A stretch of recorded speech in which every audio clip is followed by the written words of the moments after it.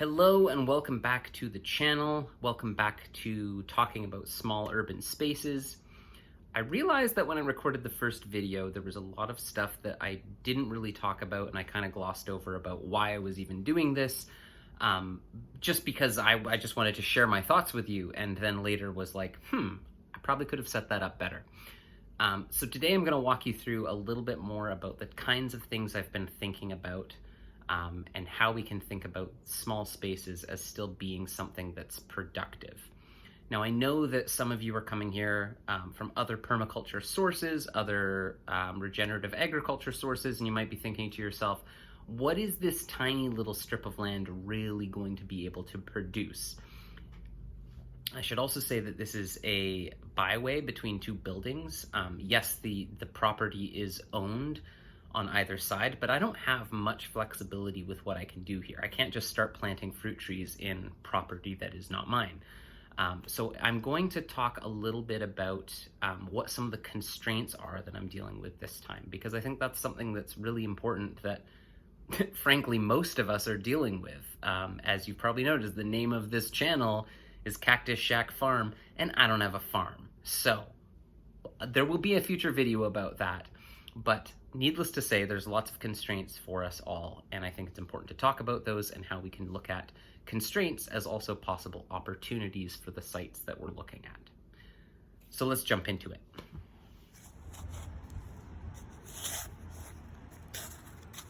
So we'll start here with a little project I started, which was just to plant some thyme and a few other ground covers in this just super clay, sandy soil that you see here. It's awful. It's awful quality soil. I'm mixing it in with some compost here because it's not great to plant things directly into compost. It's not usually rotted down enough to be actual dirt or soil yet. So it's actually good to mix it up with a few things. Nothing fancy here, as you're going to see in a second. This is a pretty crude affair, doing it with the tools that I have, one-handed, so I could show you.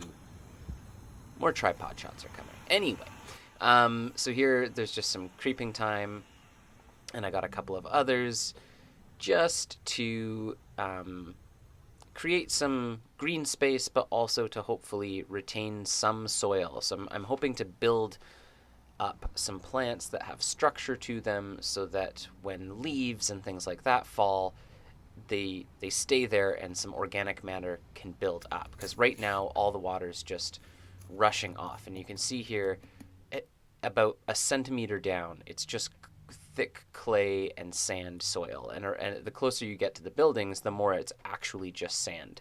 Here's a little onion that I planted that was a volunteer in one of the buckets, and then the rains came, and this has been one of the major challenges, I guess, of this little space and many urban spaces, is that they're degraded to the point where they really don't absorb water very well, and spaces are largely eroded, so you have large amounts of water that are rushing on and off of paved surfaces, and the land in between isn't really doing anything to absorb that water.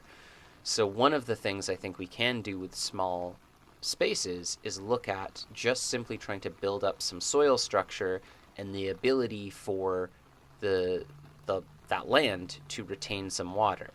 As you saw there, my poor little thyme got a little bit soaked. There's lots of water that's falling here, but despite the huge volume of water we got, it actually drains really, really quickly. So that again tells me there's very sandy soil underneath here, or very little soil, because you see just how saturated the ground gets. And this is another example where you have a small strip of dirt along a roadside that can grow a bit of grass, but is really not absorbing much water, and then that storm water is just running off everywhere. As you can see here, out for a walk in the gorgeous fall Vancouver rain, but it felt good. It's great to have it back. But just in terms of my overall design thinking here, it's that when there's large amounts of stormwater rushing down streets and things like that, it can clog sewers, and so even Obviously, one little strip of land is not going to make a giant dent in floodwaters or anything like that. But again, this site is really about experimenting and trying to understand some principles of water flow, and how water moves over land, where it settles, where it is able to percolate down into the ground, and where it just stays above the surface. And I think that the permaculture course I'm taking right now, that's kind of where you start. Is you start with land contours and water, and understanding watersheds that you exist in, and the forces that are actually happening all around you every day that you may not realize. Living in Vancouver, the whole city was just basically backfilled into estuaries and into swamps and into rivers. And much of that water still moves around the city, just of course in very different ways now. So, yeah, lots of really prime artistic shots of me walking around the neighborhood filming storm drains for some B-roll. So one of the things, getting back to the little space here, has been planting clover, because you'll see in a moment just how long and vigorous the roots of even one little clover plant can be. And those roots extend down. There's the clover package of seeds, just in case you need to know. White Dutch clover, that's what I was planting. I planted this a couple of weeks ago, and it does great. Again, the clover sends down a really deep taproot and has these quite strong fibrous roots that are able to go down through things like clay and obviously sand as well, and compacted soil to loosen it up so some water drains down.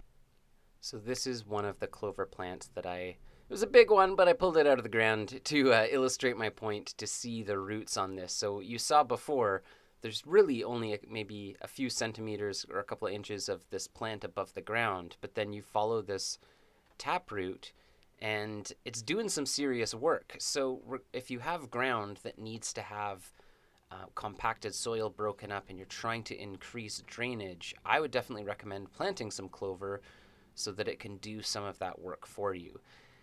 And this is just some more looks at the space. As you can see, there's the road on the other side. These are some laurel hedges, I think. And it's just sort of like little green volunteer plants that sprout up here and there. There's some daffodils in the spring that we'd planted, but there's really not much. Some containers I'm storing.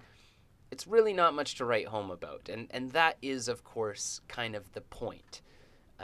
It's to look at the spaces that we have, look at the resources that we have available to us, understand the things around us and how they work with the land that we live on, and how we can use those to our advantage, and hopefully for a more sustainable future. And because we all need it, here's a little bit more time.